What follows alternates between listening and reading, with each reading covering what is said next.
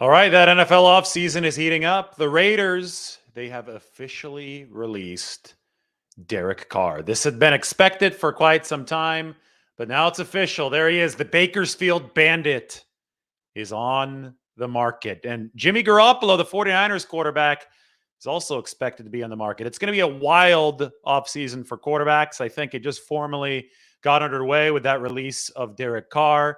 And what's interesting to me is that Carr and Garoppolo have a lot in common. They're both second-round picks from the 2014 draft from slightly smaller football programs. Carr, obviously, FBS, Fresno State, went up 99 in the Central Valley from Bakersfield to Fresno, play with his brother David Carr did.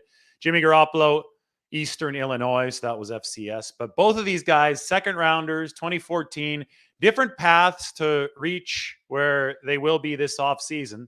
I'm assuming Jimmy Garoppolo is going to be an unrestricted free agent, barring any last-minute activity from the 49ers, which I guess we could never rule out given the fact of what happened last year. But Garoppolo didn't start as the franchise guy. It was Tom Brady. He was his backup. Derek Carr came into the Raiders and immediately took over. And now we're at this crossroads in 2023 where both of these quarterbacks are going to be free agents. I'm really wondering, what the two contracts are going to look like. I was texting with Mike about this a little bit earlier. I think Mike predicted 3 years, $35 million for Derek Carr. Remember that the Raiders, in releasing him today, they did it because tomorrow in Derek Carr's contract, there's a trigger clause that guaranteed him about $33 million for this season and about $7 million for next season, for 2024. It'd be fully guaranteed if he was still on the roster February 15th. So to avoid that trigger clause, the Raiders released Derek Carr, and now he can go on the market and get paid by whomever. And I think that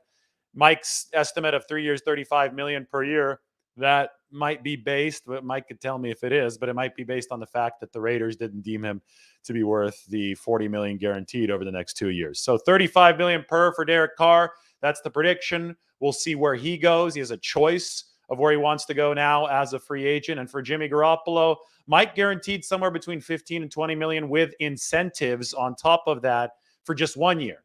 Because Derek Carr hasn't had much injury trouble over the course of his career. I know he had the broken leg, what was it, in 2017, I think it was, after the Raiders had qualified for the playoffs. But other than that, the guy's durable. He started for almost every other game outside of that broken leg season. And that was late in the year, too. Jimmy Garoppolo, meanwhile, has a lot more durability questions. So for Jimmy, even though he's been really efficient when he's healthy, Mike thinks that it's going to be a 1 year deal. I'm not sure. I'm just going to wait, sit back and watch to see what happens. But this tale of two 2014 quarterbacks probably going to sign two different types of contracts this offseason. The thing, though, is that both of these contracts are out of the 49ers' comfort zone. Kyle Shanahan's already talked about it at his postseason press conference. The 49ers will sign a veteran quarterback this offseason. They have two under contract right now for 2023.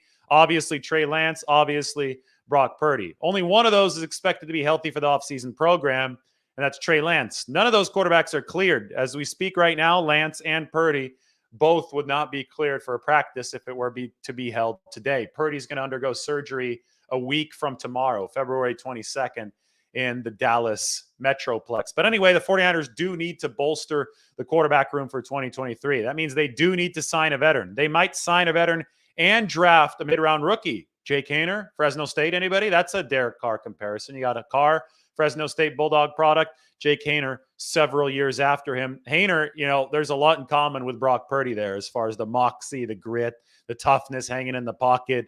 That wouldn't be a bad pick, I think, for the 49ers. He has those Bay Area ties, too, with his mom being a news anchor for Fox KTVU Channel 2. Anyway, you look at the 49ers, you say, okay, they could spruce up the room with a rookie, but I'm certain they also have to spruce up the room with a backup veteran. And Kyle Shanahan has talked about this, and he said the 49ers will be interested in somebody who fits their salary cap situation, which means it has to fit their limited budget. I've been breaking down this 49ers salary cap here over the past couple of weeks. A massive breakdown is on its way, both in written format and a spreadsheet format and in a video, so stay tuned for that. But, for a QB to fit into that cost structure, maybe somebody like Teddy Bridgewater, who's also going to be a free agent this offseason, who also was part of that 2014 draft. He was picked around after Garoppolo and Derek Carr in the late part of the third round. I believe the last pick of the third round for Teddy Bridgewater. His name is perfect. Bridge quarterback, Bridgewater. I'm not saying that Teddy Bridgewater would start next season unless there are injuries again for the 49ers, but to bridge that gap of quarterback depth that they need, he made about $6 million last year. I think that is what falls into the 49ers budget. So somebody like Derek Carr doesn't fall into the 49ers budget. Somebody like Jimmy Garoppolo almost certainly wouldn't fall into the 49ers budget. Somebody like Teddy Bridgewater probably would. How do you bolster that room with Lance and Purdy? Well, maybe with somebody like Teddy Bridgewater. That's how the 49ers would get that done. But, you know, the Carr thing, it's crazy. It's an end of an era. The Derek Carr era lasted at the end of the Bay Area tenure for the Raiders. Garoppolo and Carr were the two QBs for the two Bay Area franchises the last time that the Bay Area had two franchises, and now they are both expected to become free agents in this 2022 offseason. Unbelievable stuff, the way the NFL world spins. And now we get to have ourselves a heck of a quarterback roller coaster this offseason. So what do the contracts look like? Derek Carr, Jimmy Garoppolo. What does the Teddy Bridgewater contract look like? Does that third one fit into the 49ers cost structure on a limited budget for a veteran QB? Questions, questions, questions. I have a lot of them.